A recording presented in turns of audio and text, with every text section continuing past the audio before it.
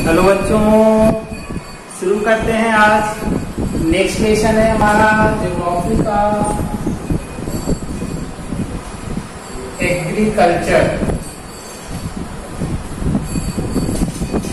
बहुत ही प्यारा लेसन है। इस लेसन में हम ये जानेंगे कि हम जो खाते हैं फूड ग्रेन्स, चाहे वो राइस हो या व्हीट हो, उस फूड ग्रेन्स का क्या टेम्परेचर चाहिए, उस फूड ग्रेन्स को ग्रो करने में क्या रेनफॉल चाहिए, उसमें फार्मर्स हमारे लिए कितनी मेहनत करते हैं, उसमें कितना प्रोडक्शन हुआ तो क्यों हुआ, उस प्रोडक्शन की वजह क्या थी, क्या कोई इंस्टीट्यूशनल चेंजेस होते हैं या फिर आज भी पुराने समय के अकॉर्डिंग ही हम ट्रेडिशनल फार्मिंग कर रहे हैं। हम आज इस लेसन में ये जानेंगे।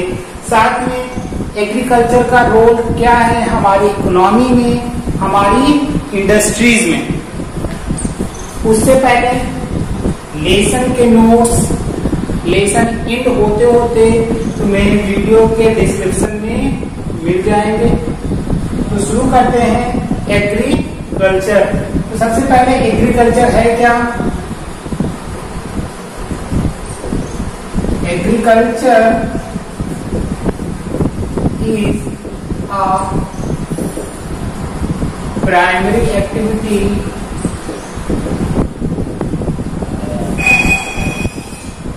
which produces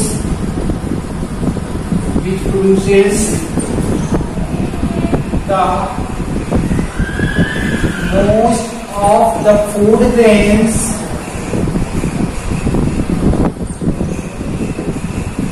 that we consume.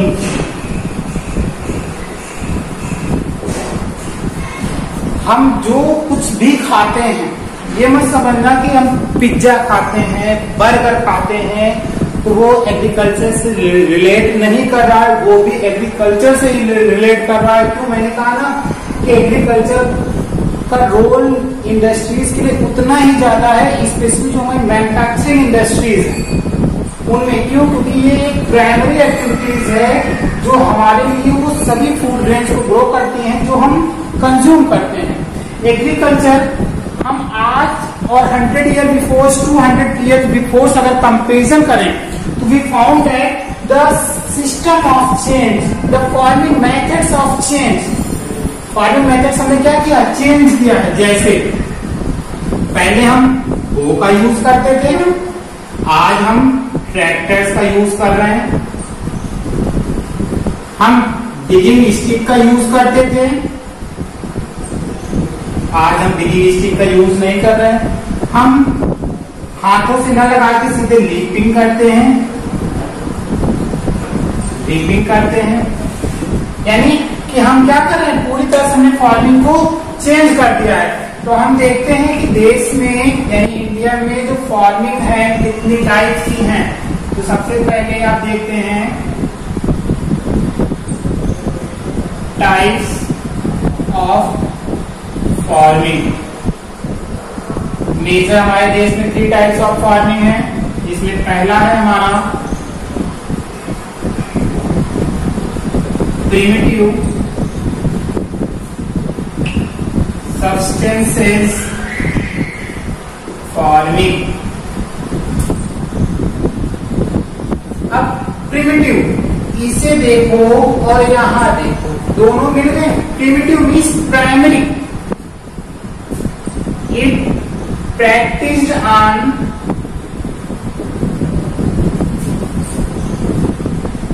small patches of the land.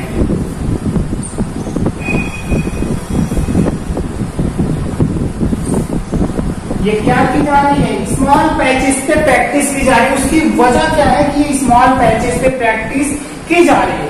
Because there is less and low population pressure. जो पॉपुलेशन का प्रेशर है यहाँ पे वो बहुत कम है। जाहिर सी बात है, जहां पे पॉपुलेशन का प्रेशर कम रहेगा वहां पर फार्मिंग क्या एनी अदर एक्टिविटीज भी क्या होंगी? बिल्कुल नॉर्मली होंगी, जिसे हम प्रिमिटिव बोल सकते हैं। सिंपल केस में हम महाराष्ट्र, दिल्ली पहुंचते हैं, वहां पे डेंस पॉपुलेशन है। सो इन अकॉर्डिंग टू एरिया, अगर एरिया के अकॉर्डिंग बात करते हैं तो हमें वहां डेंस पॉपुलेशन मिलती है। तो हम देखते हैं छोटी सी जगह में बहुत सारे लोग रहते हैं, छोटे से एरिया में बहुत बिल्डिंग्स, यानी बिल्डिंग्स बहुत सारी मिलती है। ये देखो, ये छोटा सा एरिया, उसके ऊपर फ्लोर फ्लोर फ्लोर फ्लोर बनते हुए चले जाते हैं। तो वैसे ही जब लैंड पर प्रेशर नहीं रहेगा पॉपुलेशन का, तो प्रैक्टिस कैसी होगी, स्मॉल पैचेस में प्रैक्टिस की जाएगी। वो भी कैसे, विद द हेल्प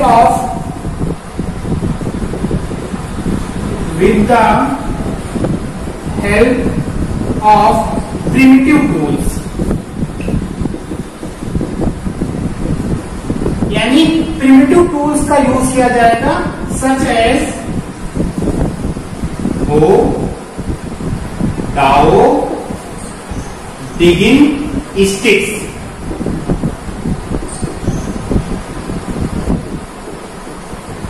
यानी इन सभी का यूज किया जाता है। अब अगर पॉपुलेशन ज्यादा होती तो क्या ये इसका यूज करते, केवल यहां ध्यान दो, बिल्कुल ना करते। They also, they means farmers, they also depends on climate. इनकी फार्मिंग पूरी तरह से किस पे डिपेंड है, क्लाइमेट। यानी क्लाइमेट की वजह से ही इनकी सॉइल फर्टिलिटी भी मेंटेन होती है। क्यों, क्योंकि ये ओल्ड यानी ट्रेडिशनल प्रिमिटिव टूल्स का यूज कर रहे हैं। साथ में they did not use the chemical fertilizers, pesticides, insecticides, यानी ये इन सभी का यूज नहीं कर रहे हैं। जब इन सभी का यूज नहीं करेंगे तो जाहिर बात है इनका प्रोडक्शन क्या होगा, प्रोडक्शन भी कम ही रहेगा। कम रहेगा तो कोई फर्क नहीं पड़ेगा, क्यों, क्योंकि पॉपुलेशन का प्रेशर तो कम है ना। साथ में इनके लिए एक अलग पॉइंट है, they used slash and burn, slash and burn cultivation. यानी ये स्लैश एंड बर्न कल्टीवेशन भी करते हैं। प्रिमिटिव सब्सटेंस फार्मिंग जहां जहां होती है, एक तो ये कुछ एरिया में ही होती है, स्पेशली उन रीजन्स में जहां पर हिली एरियाज पाए जाते हैं, फॉरेस्ट पाए जाते हैं, वहीं पर ये फार्मिंग होती है। इस वजह से ये स्लैश एंड बर्न कल्टीवेशन करते हैं। क्यों, क्योंकि ये chemical, pesticides, DAP, urea, HYB seeds का यूज नहीं करते हैं। जब इनका यूज नहीं करेंगे तो ये सॉइल की फर्टिलिटी मेंटेन करने के लिए, सॉइल की फर्टिलिटी को मेंटेन करने के लिए क्या करते हैं, they clear the patches of the land. ये क्या करते हैं, छोटे छोटे पैचेस, जैसे ये लो, ये लैंड है इनकी, ये लैंड को क्या करते हैं, छोटे छोटे पैचेस में क्लियर करते हैं। ये क्लियर करते हैं। अब जब ये क्लियर हो जाएगा तो यहाँ पर ये फार्मिंग करेंगे, और नेक्स्ट जैसे उनको लगेगा कि इसकी फर्टिलिटी क्या हो रही है, लेस हो रही है, तो ये तुरंत दूसरे पैचेस को क्लियर करते हैं। इस तरह यहाँ पर इसको क्या कर देंगे, ये को इन्होंने बर्न कर दिया और इस पे फार्मिंग करते हैं। जैसे इसकी फर्टिलिटी लेस होने लगेगी तो ये वापस आते हैं, तब तक इसकी फर्टिलिटी क्या हो जाती है, मेंटेन हो जाती है। इसलिए ये स्लैश एंड बर्न कल्टीवेशन का यूज करते हैं। स्लैश एंड बर्न को डिफरेंट कंट्रीज में एंड इंडिया के डिफरेंट स्टेट्स में अलग अलग नामों से जाना जाता है। एग्जाम में तुम्हारा यही आएगा, 1 मार्क्स का क्वेश्चन रहेगा कि slash and burn cultivation are known such as Mexico. Mexico में किस नाम से जानी जाती है, या central America, Brazil, Vietnam, Indonesia, Venezuela, central Africa, वहां पर ये किस नेम से जानी जाती है। ठीक है, तो आते हैं slash and burn cultivation.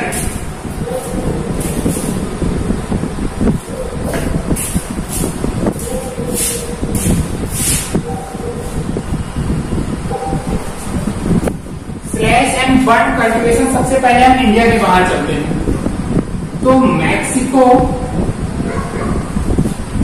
And central America, America में बोला जाता है मिल्पा। ब्राजील में बोला जाता है रोका।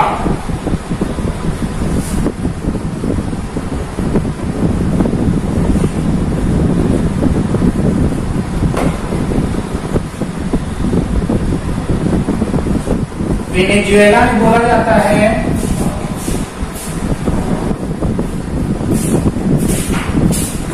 कुनुको। इंडोनेशिया लादान।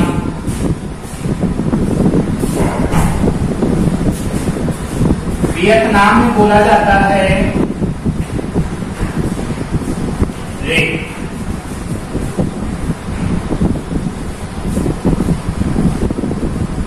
सेंट्रल अफ्रीका मसोले। ये तुम्हारे बुक के अकॉर्डिंग है। मैक्सिको एंड सेंट्रल अमेरिका में इसे मिल्पा बोला जाता है। ब्राजील में रोका बोला जाता है। वेनेजुएला में कुनुको बोला जाता है। इंडोनेशिया में लदान बोला जाता है। वियतनाम में रे बोला जाता है एंड सेंट्रल अफ्रीका में मसोलो बोला जाता है। अब आते हैं इंडिया में। इंडिया के डिफरेंट स्टेट्स में इसे किस नेम से बोला जाता है?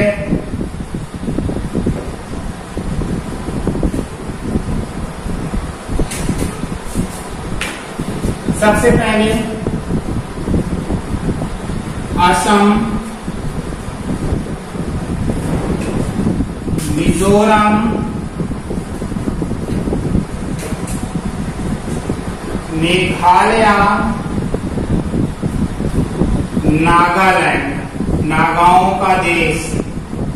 यहां पर इसे बोला जाता है जूमिंग कल्टीवेशन। 9th में पढ़ा चुके हैं। मणिपुर में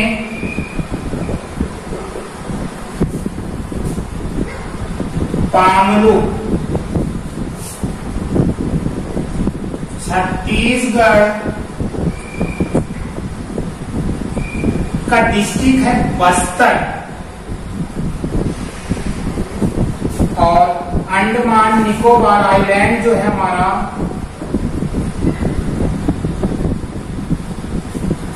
यहां पर इसे बोला जाता है दीपा। आंध्र प्रदेश में बोला जाता है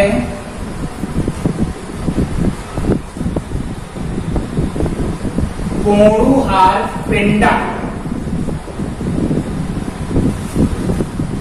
मध्य प्रदेश में बोला जाता है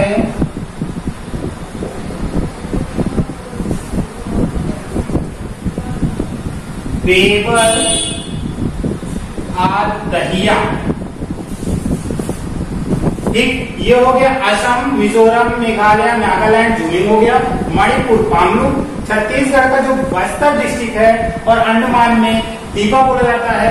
आंध्र प्रदेश में कोडुपेंडा बोला जाता है।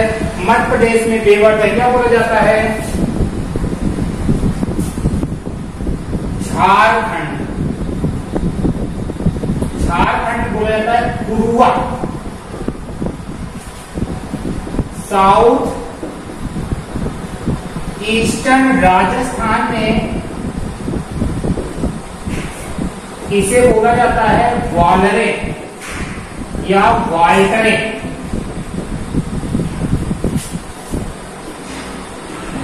वेस्टर्न घाट्स में बोला जाता है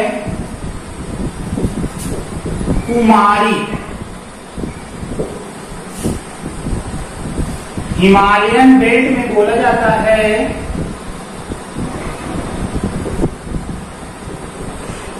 हिल।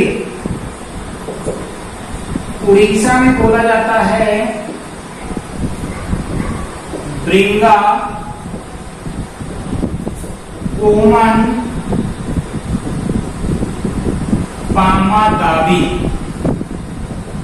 ठीक है, ये इंडिया के डिफरेंट स्टेट्स हैं। साथ में असम, मिजोरम, मेघालय, नागालैंड में जूमिंग, मणिपुर में पामलू, छत्तीसगढ़ का बस्तर डिस्ट्रिक्ट, अंडमान निकोबार आइलैंड में दीपा बोला जाता है।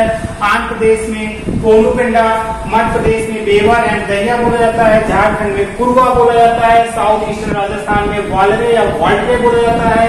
वेस्टर्न घाट्स में कुमारी है, हिमालयन बेल्ट में खिल है और उड़ीसा में ब्रिंगा, कोमन एंड पामादाबी नाम से बोला जाता है। ये हमारी स्लैश एंड बर्न फार्मिंग है जो इंडिया के डिफरेंट स्टेट्स में डिफरेंट नेम से फार्मिंग की जाती है।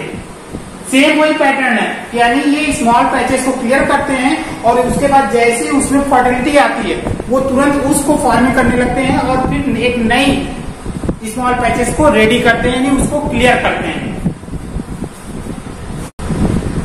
नेक्स्ट है हमारी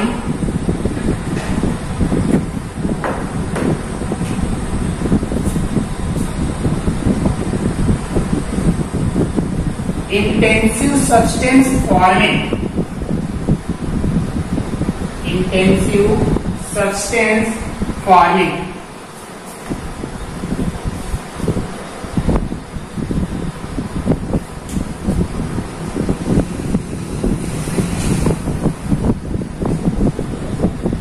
इंटेंसिव मीन्स क्या होता है, एकदम घना, यानी जहां पर we never left the land for a few month. हम जहां पर फ्यू मंथ के लिए लैंड को वैकेंट नहीं छोड़ते, खाली नहीं छोड़ते। क्यों? क्योंकि पॉपुलेशन का इतना प्रेशर है लैंड पे। यानी प्रिमिटिव सब्सटेंस फार्मिंग में क्या था, स्मॉल पैचेस से फार्मिंग की जा रही। क्यों? क्योंकि पॉपुलेशन का प्रेशर नहीं था। अब इंटेंसिव का मतलब ये हो गया कि पॉपुलेशन का प्रेशर क्या है, बहुत हाई है। पहला पॉइंट क्या हो गया, it practised on large patches of the land.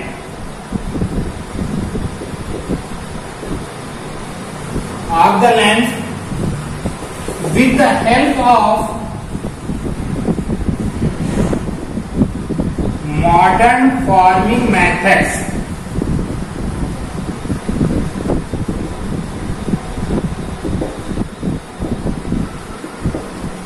ये मॉडर्न फार्मिंग मेथड्स में क्या क्या आएगा तुम्हारा, DAP, HYV seeds, diammonium phosphate, high yielding varieties, जिसको HIV सीड्स भी जल्दी जल्दी बोल देते हो तुम लोग। HIV सीड्स सर, HIV नहीं HYV, जिसको गांव में बोला जाता है हाइब्रिड सीड। नेक्स्ट जो फार्मिंग टूल्स हैं, फार्मिंग टूल्स, उसमें डाओ डिगिंग स्टिक नहीं होती, उसमें thresher, reaping, tractors, cultivation machine, harvesting machine, इन सभी मशीन का यूज किया जाता है। DAP, HYV सीड्स का यूज इसलिए किया जाता है ताकि to increase the production of food grains. Food grains का प्रोडक्शन को क्या किया जा सके, इंक्रीज किया जा सके। क्यों? क्योंकि जो पॉपुलेशन का प्रेशर है उसकी लाइवलीहुड यानी उसके नीड्स को फुलफिल किया जा सके। ये हो गया हमारा DAP। अब यहाँ पर हम साथ में लेबर फार्मिंग करते हैं, इंटेंसिव फार्मिंग है तो बहुत ज्यादा लेबर का यूज भी यहाँ पर किया जाता है। नेक्स्ट है हमारा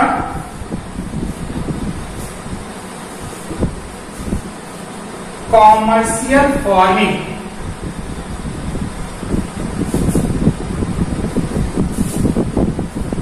ये जो हमारी इंटेंसिव सब्सटेंस फार्मिंग है ये उत्तर प्रदेश, बिहार, मध्य प्रदेश, झारखंड, छत्तीसगढ़, उड़ीसा, पंजाब, वेस्ट बंगाल में सबसे ज्यादा की जाती है।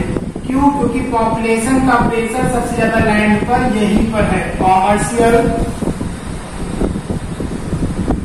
फार्मिंग। अब यहां पे देखो कॉमर्स लगा है। कॉमर्स मीन्स होता है पैसा, यानी वाणिज्य, व्यापार। कॉमर्स मीन्स होता है ट्रेड। अब हम यानी ट्रेड कर रहे हैं, बिजनेस कर रहे हैं। अब जब हम ट्रेड और बिजनेस की बात करेंगे तो means we are using DAP, pesticides, chemical fertilizers for maximum production, for earning maximum money. क्योंकि कॉमर्स आ गया ना, जब कॉमर्स आ जाएगा यानी कि हम माल प्रैक्टिसेस करेंगे, डायरेक्टली ट्रिक्स का यूज करेंगे हम। तो यहाँ पर आप ध्यान दो, कॉमर्शियल क्या है, it is grow for the purpose of cash. Purpose of cash, ये किसके लिए ग्रो की जाती है, कैश के लिए की जाती है। और जब कैश की बात आ जाएगी, रुपए की बात आएगी, the farmers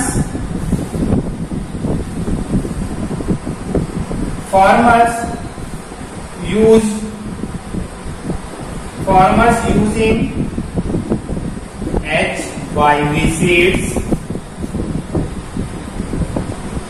modern farming methods,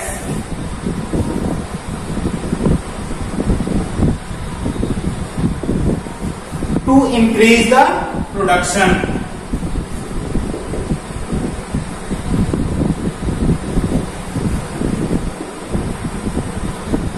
production को क्या करने के लिए, बढ़ाने के लिए। साथ में इस बात को भी ध्यान रखना, कॉमर्शियल और इंटेंसिव में जो डिफरेंस है वो केवल ये है कि इंटेंसिव सब्सटेंस जो है वो पॉपुलेशन की नीड के अकॉर्डिंग की जाती है, और यहाँ पर कॉमर्शियल का मतलब है कि हमें उसकी नीड नहीं है, लेकिन for the purpose of cash, हम कैश के लिए उसको ग्रो करते हैं। फॉर एग्जाम्पल क्या, rice is commercial crop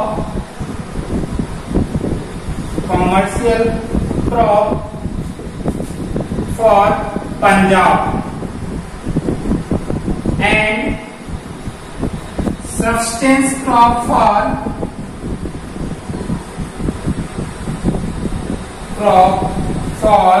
Orissa लोग। यानी कि यहाँ पर पंजाब राइस की फार्मिंग क्यों कर रहा है, for the purpose of cash, उसे राइस की नीड नहीं है, लेकिन उड़ीसा के लिए क्या है, वो सब्सटेंस क्रॉप है, इसलिए पंजाब पैसे में ग्रो करता है और उड़ीसा किसके लिए, लाइवलीहुड के लिए करता है। इसे हम बोलते हैं कॉमर्शियल फार्मिंग। नेक्स्ट है हमारी, जहां पर भी डाउट हो वो कमेंट कर देना, मुंह में ढक्कन लगा हो तो ढक्कन जरूर खोल लेना। हाँ, आते हैं, इसी का एक फॉर्म है, उसे बोलते हैं प्लांटेशन फार्मिंग। ये कॉमर्शियल का ही फॉर्म है, इसे भी हम केवल कैश के लिए करते हैं। It practice on large patches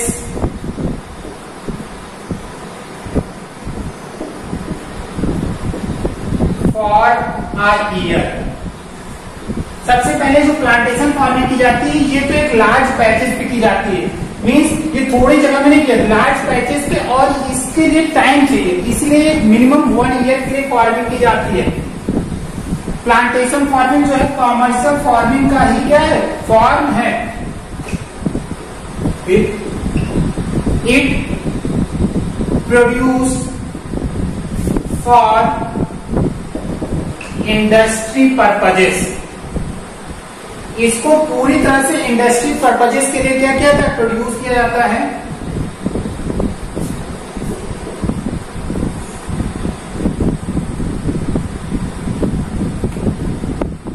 it owned by industries,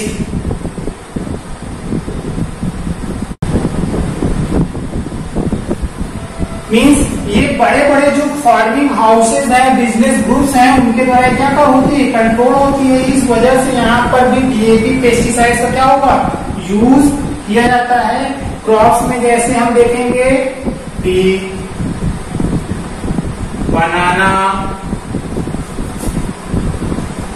coffee, sugar cane तो सभी लोग कर लेते हैं, लेकिन टी, बनाना, कॉफी ये कौन किसके पर्पज से होती है, इंडस्ट्री पर्पज से ही होती है। शुगर केन को भी इंडस्ट्री पर्पज से ग्रो करते हैं, बट टी, बनाना, कॉफी इसे मॉनिटर कौन करता है, बड़े बड़े बिजनेस ग्रुप्स या फिर इंडस्ट्रीज, जो बड़े बड़े औद्योगिक घराने हैं, वहां से इसको क्या किया जाता है, कंट्रोल किया जाता है। यानी हमारी टाइप्स ऑफ फार्मिंग कितनी हो गई, 3। प्रिमिटिव जो हम प्राइमरी लेवल पे करते हैं, यानी जहां पर पॉपुलेशन का बर्डन क्या है, बहुत कम है, केवल लाइवलीहुड के लिए करते हैं। इंटेंसिव जहां पर पॉपुलेशन का प्रेशर क्या है, ज्यादा है, इसलिए हम वहां पे इंटेंसिव फार्मिंग करते हैं। मीन्स हम वहां पे स्मॉल पैचेस तक को भी लेफ्ट नहीं छोड़ते, उस पर भी फार्मिंग करते हैं। Commercial for the purpose of cash, हम कैश के लिए ग्रो करते हैं। और प्लांटेशन ये भी क्या है, कॉमर्शियल फार्मिंग का ही एक फॉर्म है। इसमें भी हम लार्ज पैचेस पे लॉन्ग टाइम के लिए फार्मिंग करते हैं। ये इंडस्ट्री के लिए किया जाता है, कंट्रोल कौन करता है, इंडस्ट्रीज करते हैं। और इसमें फार्मिंग कौन कौन सी होती है, टी है, बनाना है, कॉफी है, शुगर केन है, साथ में रबर भी कर सकते हो। रबर भी हमारी क्या है, प्लांटेशन फार्मिंग है।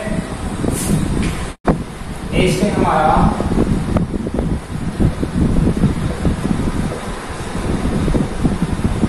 Cropping method.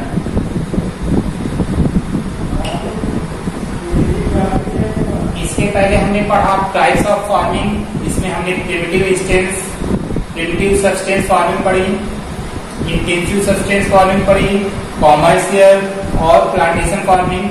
अब हम देखते हैं कि हमारे यहाँ जो क्रॉपिंग पैटर्न है वो कितने हैं। तो हमारे यहाँ 3 क्रॉपिंग पैटर्न है। इसमें सबसे पहला है हमारा रबी season.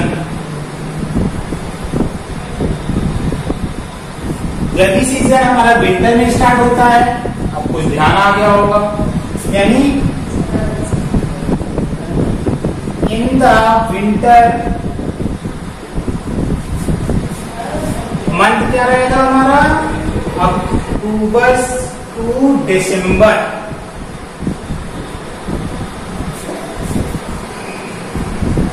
Farmers sown the crops, यानी फार्मर जो है अक्टूबर से दिसंबर के बीच में जो ठंडी का मौसम चलता है विंटर का, वहां पे क्या करते हैं, सोन कर देते हैं, बो देते हैं। इन द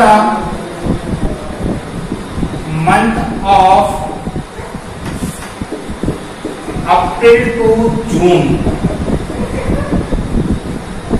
क्या कर लेते हैं, हार्वेस्टेड करते हैं। दे हार्वेस्टेड कर लिया इन्होंने। फार्मिंग क्या होती है, व्हीट, बार्ले, मेज, पीस, यानी इन सभी की फार्मिंग होती है। साथ में मस्टर्ड भी है, यानी कि जैसे ठंडी शुरू होती है विंटर सीजन, फार्मर्स क्या करते हैं, सोन कर देते हैं और अप्रैल और जून में हार्वेस्ट करते हैं, क्योंकि टेम्परेचर हाई होता है और हमारी क्रॉप्स क्या हो जाती है, पूरी तरह से लीक हो जाती हैं। और ये फार्मिंग करते हैं व्हीट, बार्ले, मेज एंड पीस का। दूसरा है हमारा खरीफ सीजन।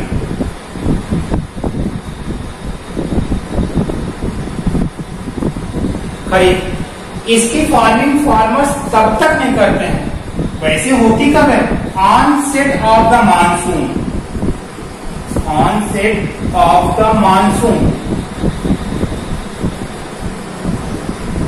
इसकी farming onset of the monsoon होती है। लेकिन मानसून जब आएगा ही नहीं तो फार्मिंग नहीं होती है, यानी फार्मर तब तक वेट करते हैं जब तक कि हमारा रेनी सीजन स्टार्ट नहीं हो जाता।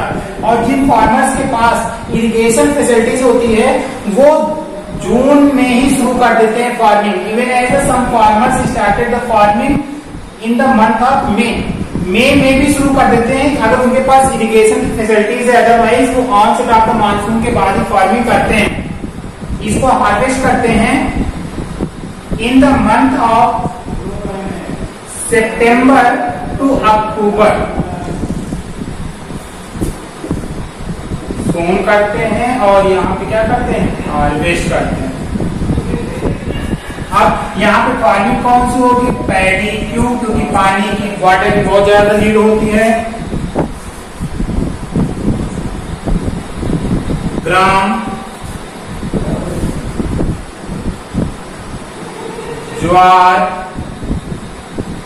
बाजरा, इन सभी की फार्मिंग यहाँ पर की जाती है खरीफ सीजन में। यानी ऑनसेट ऑफ मानसून पे हम सोन करते हैं, सितंबर अक्टूबर में हम इसको हार्वेस्ट कर लेते हैं। फार्मिंग होती पैडी की, ग्राम की, ज्वार की, बाजरा की। और इसकी मेजर फार्मिंग जो होती है हम वेस्ट बंगाल में बोलते हैं। यहाँ पर इसकी मेजर फार्मिंग जो होती है पंजाब एंड उत्तर प्रदेश में होती है। अब तीसरा हमारा सीजन जो है वो है हमारा जायद सीजन, जो शायद तुम लोगों ने नहीं सुना है, लेकिन डाउट होने की जरूरत नहीं है। तीसरा है हमारा जायद सीजन।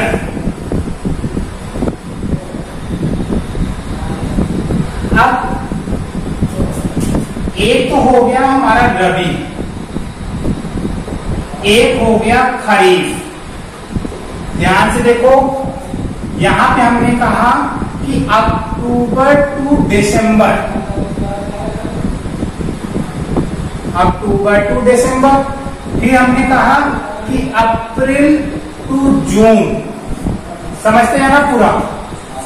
ये क्या है? सोन मंथ है और ये हार्वेस्ट मंथ है। ठीक, खरीफ में हमने कहा ऑनसेट ऑफ द मानसून,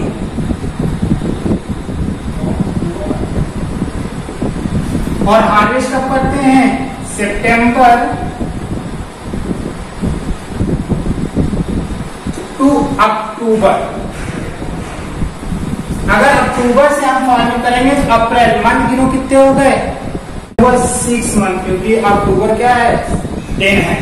तो यानी कोई फार्मिंग 6 मंथ होती है नहीं, इतना नीड ही नहीं है। यानी उसके पहले यहाँ पे फार्मर वेट करता है, तो 6 मंथ यहाँ होती है और यही से हम आ जाते हैं, तो 6 मंथ यहाँ। अब यहाँ पे देखो, क्या जून से हम फार्मिंग करते हैं तो क्या यहाँ पे 4 मंथ में फार्मिंग हो सकती है? यहाँ पे 4, यहाँ पे 6, तब भी हमें कितने मंथ मिल रहे हैं वैकेंट? 2 मंथ। 2 मंथ मिल गए, यानी रबी एंड खरीफ सीजन के बीच में सिंपल से देखें तो 2 मंथ हमको मिल गया, जबकि हमें और टाइम मिल जाता है 2 सीजन के बीच में। तो जो सीजन के बीच में, रबी एंड खरीफ सीजन के बीच में जो वैकेंट पीरियड है वो हमारा कहलाता है vacant period of Rabi and Kharif season. Rabi and Kharif season is known as Zaid season. इसी को बोलते हैं जायद सीजन। रबी और खरीफ के बीच में जो वैकेंट पीरियड मिलता है, और इस पीरियड में फार्मर्स किसकी फार्मिंग करते हैं? Musk melon, vegetables and fruits.